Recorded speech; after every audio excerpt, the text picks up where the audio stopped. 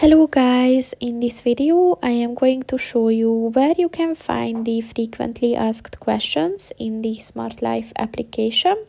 But first I just want to mention, don't forget to subscribe to my channel, because at 10,000 subscribers I am going to show you my whole YouTube revenue statistics and growth strategy, as well as how to make money online.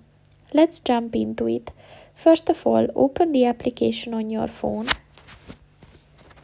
and then click on the Me button at the bottom of the page on the right, and then click on the FAQ and feedback button, and as you can see, you can enter your own question, but you can also find the frequently asked questions listed here. So if there's a question that you want to know more about, then just click on this button, and there will be a very detailed description on the question. So that's pretty much it for this video, guys. See you in the next one.